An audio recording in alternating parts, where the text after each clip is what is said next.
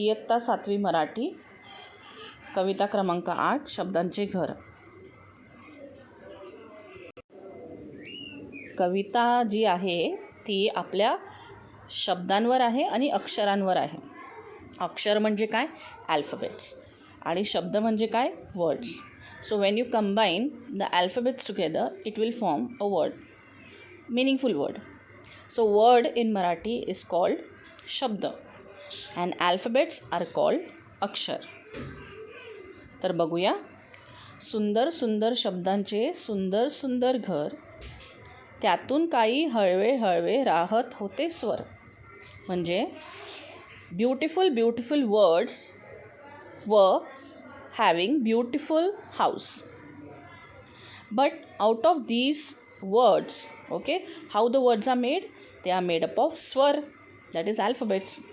तर त्यातले जे स्वर आहेत त्यातून काही हळवे हळवे राहत होते स्वर.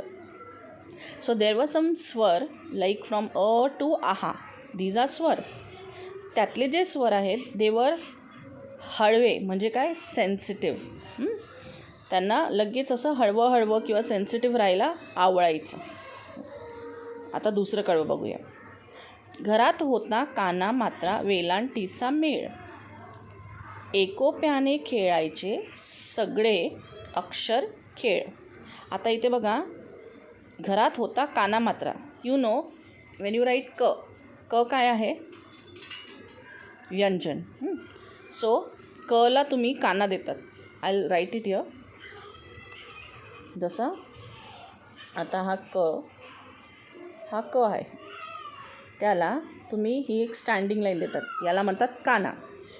ठीक आहे. आता मात्रा म्हणजे काय? हा जो आहे क, त्यावर ही अशी लाईन, त्याला म्हणतात मात्रा. आणि वेलांटी म्हणजे हा जो आहे क. आता इथे हा आहे क, त्याला जर आपण, ही झाली वेलांटी, याला म्हणतात वेलांटी. आता ही जी वेलांटी ही पहिली वेलांटी पण असू शकते, जसं क आहे त्याला ही पहिली वेलांटी किंवा ही दुसरी वेलांटी, याला म्हणतात वेलांटी. तर इथे काय दिलं आहे दुसऱ्या कडव्यामध्ये? घरात होता काना मात्रा वेलांटीचा मेळ. आता तुमच्या लक्षात आलं ना, काना कोणता आहे, मात्रा कोणता आहे आणि वेलांटी कोणती आहे? काना म्हणजे हे बघा, परत मी सांगते तुम्हाला, स्टँडिंग लाईन है ना, हा काना, याला हा मात्रा, हां, आणि ही वेलांटी अशी, याला म्हणतात.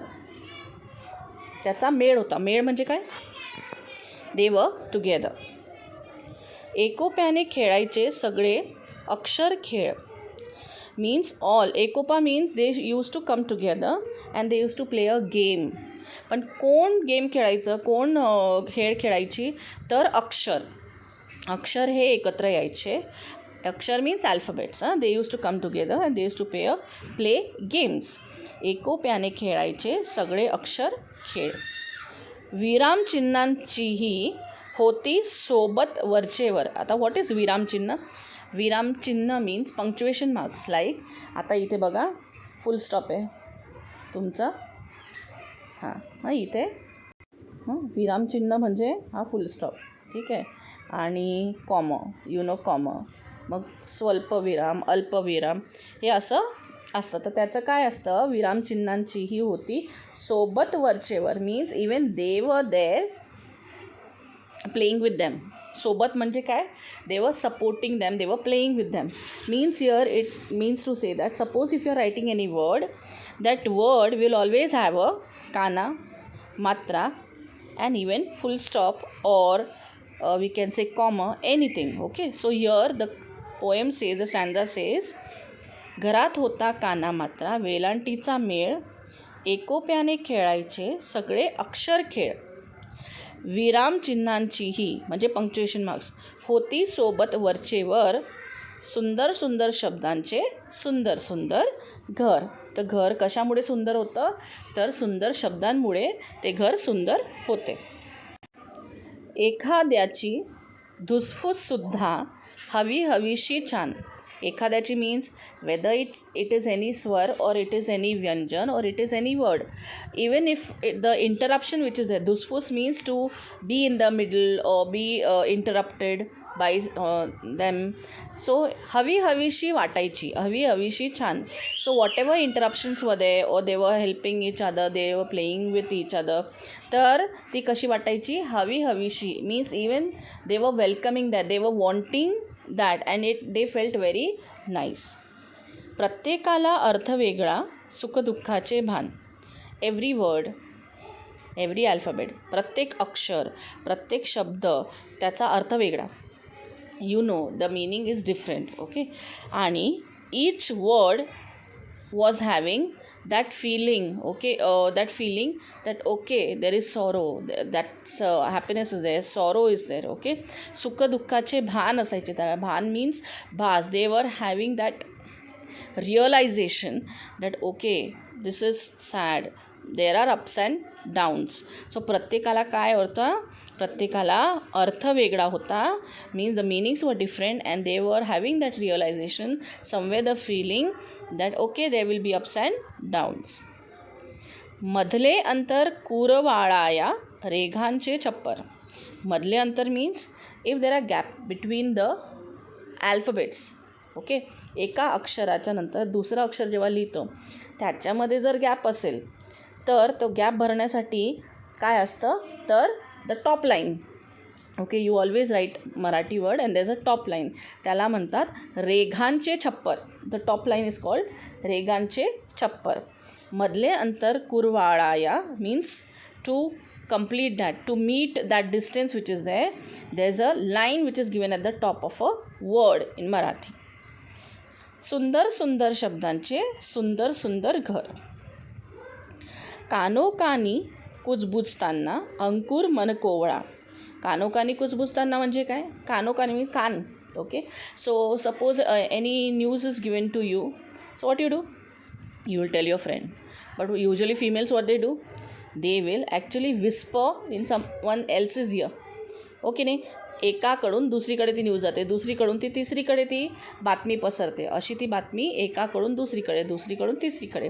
So the news spreads like from one person to another person. तर मराठीमध्ये काय म्हणतात त्याला, कानोकानी कुजबुजताना means they are telling to each other, whispering any news. So similarly here also the alphabets are talking to each other.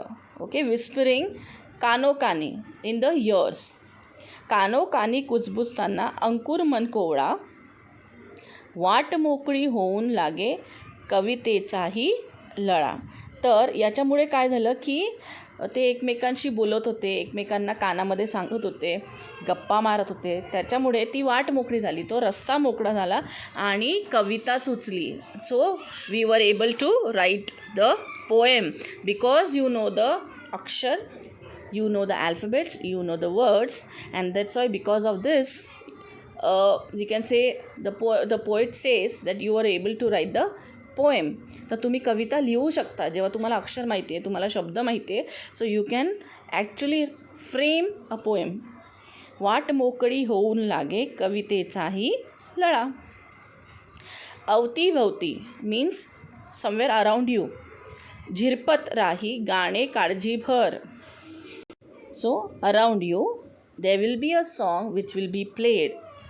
अवतीभवती झिरपत राही गाणे काळजीभर. य झिरपत इज वॉट, ॲक्च्युली झिरपणं म्हणजे काय की पाणी पडणं. Okay. The water when it percolates, that percolation is called झिरपणे. ओके. तर इथे सांगतात बट हिअर झिरपणे means it's not water but here it is the song. Everywhere there is a song which is there. अवतीभवती झिरपत राही गाणी काळजीभर. सुंदर सुंदर शब्दांचे सुंदर सुंदर घर. तर ही पूर्ण तुमची कविता आहे आणि ह्या कवितामध्ये तुम्हाला दिसतं आहे की हे बघा, हे घर आहे, शब्दांचे घर बाजूला, आणि खाली कोण आहे, कल्याण इनामदार. 1939 ते 2008.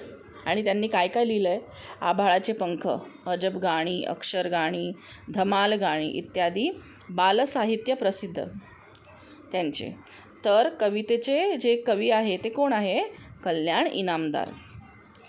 I hope you understood the poem's explanation. I tried my best so that you can understand. Thank you so much. See you next time with a new chapter.